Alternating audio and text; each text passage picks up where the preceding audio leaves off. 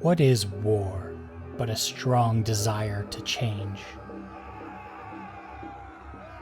Whether the intentions behind it were corrupt or just, to attack or defend, the result is always the same: change. Sometimes strong, like the change of ideas, or a simple change, like transforming the living into flowers.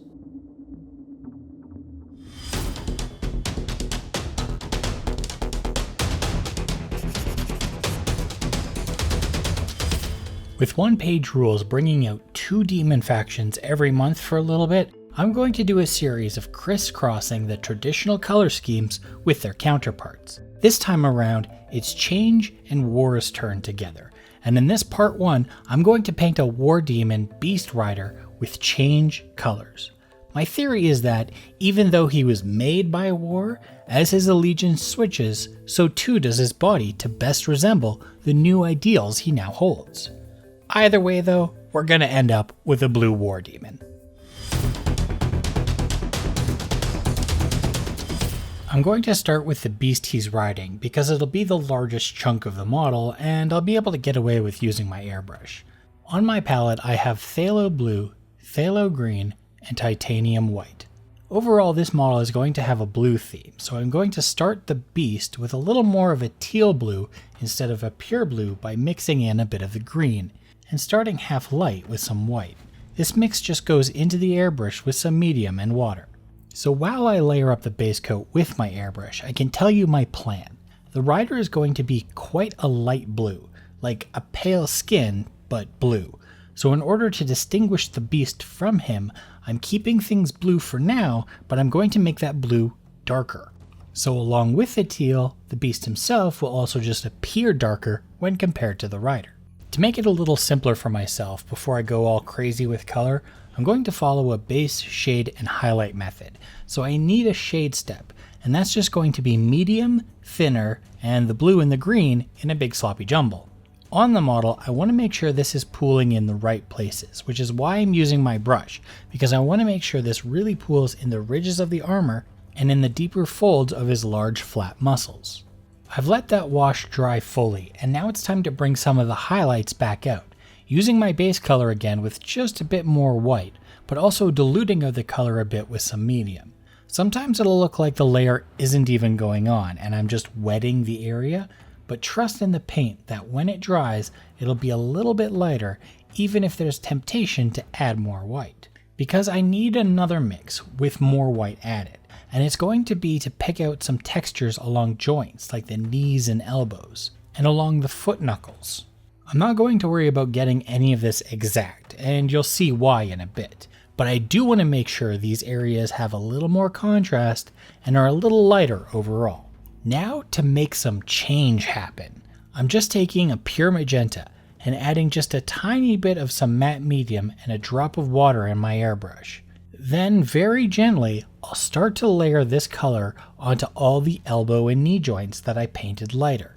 This is the reason why I painted them lighter, so that they show up through this glaze layer much more easily, and I'll also get the lower jaw of the mouth. That's not it for the change though. I'm also going to reinforce the blue a little bit, adding the base layer mix, and just use this glaze to blend the upper part of the legs and body of the beast, making sure this blue blends between the magenta a bit better, though I leave his lower legs and pawsies alone for now, because the last color change I want to make is his paws into a purple, which conveniently is quite easy to make with the blue and magenta already on the palette. Just mixing those together and a bit of white, we've got a very vibrant purple, though it's hard for this camera to pick it up. But believe me, it's purple. And into the airbrush it goes again, this time glazing around his paws up to the magenta already there. I also catch the top of the beast's face and the back halves of his tails with this, just to finish off the beast's skin.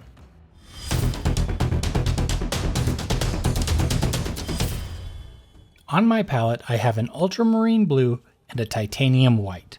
I want to definitely make sure that the rider and the beast look totally separate, so with that in mind, I picked the ultramarine blue for a more warm tone, but I'm also starting much lighter than I did with the blue and green. which isn't difficult because ultramarine blue is kind of a wimp when it comes to tinting strength, and the white is actually going to help a bit with the opacity. Using my brush to carefully layer this on the rider's skin from head to toe claws. With just the base coat, it's immediately apparent how different these blues are. Unlike the beast, I'm going to do the highlighting first, just adding some white ink into the mix to make it flow a little better and brighten it up. The reason I want to do this first is because when it comes to the overall wash I'll be doing later, I want to split the colors into sections. So by going to my light colors first and getting them to an almost pure white, they'll stay much lighter under those washes. Where if I did the wash first, it would darken it so much I'd end up having to layer up so many times to get the bright sections again, most of the wash would just get covered again. So this way, it's contrast before the color. Next on my palette, I put a few extra colors on with the blue and white, a naphtha crimson and an aerolite yellow. Look at that, all the primaries. But don't worry, I'm not doing any crazy primary mixes. What I am doing is using a bit of the yellow to green up my blue a bit for the first color wash. This wash is going all over the legs and arms. It's quite dilute and it's going to look like it's not doing much at first, but getting into the really deep recesses, which is the point. But I'll do a few layers of this, and eventually we'll start to see the colors changing over the whole surface of those extremities. So if I'm not doing fancy mixing, well then what's the red for? Well, that's because I want to get some of the war back into this demon, and separate his face out a bit. So with just the crimson and a tiny bit of blue as a wash, I can use this to stain his face a completely different color, to make it really stand out among the rest of the sculpt, and just so it's not alone, along the spines of his back. The last wash is just the ultramarine blue and a tiny bit of white. This is the wash that should bring it all together, getting the rest of the body with this so that it fills in those shadows with blue, but also should help transition between the green and red sections, allowing them to stand out, but still fade off more nicely.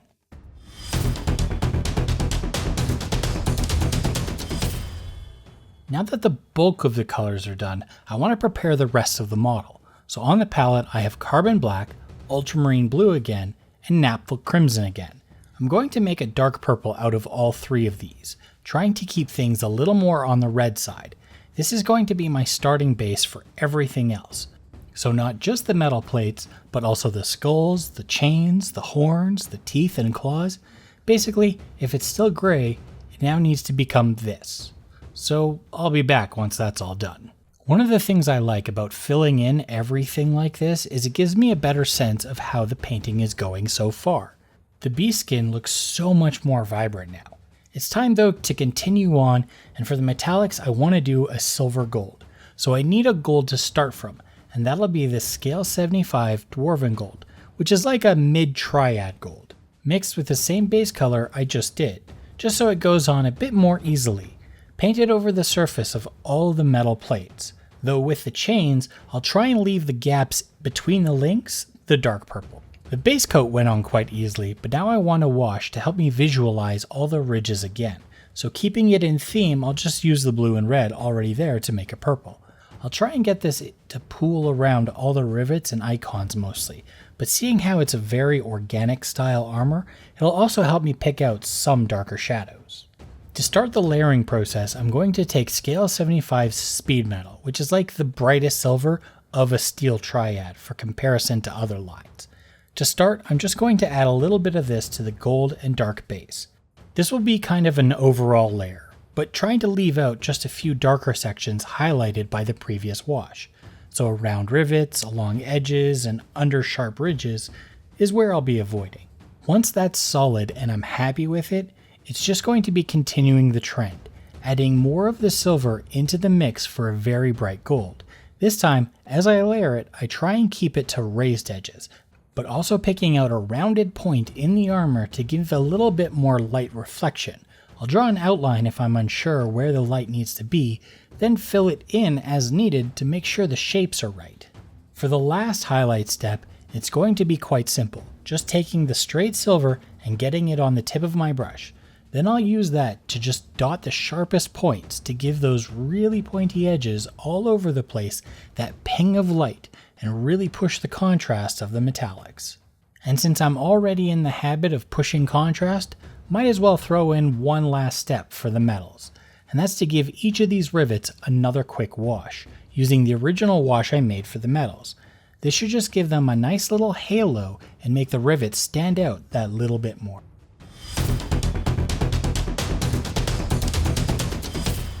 To finish it off, I just painted the bones and horns along with any clothing. But to really add some war back into this demon, I used a crimson to give the beast's head and eyes a glow along with the rider's eyes.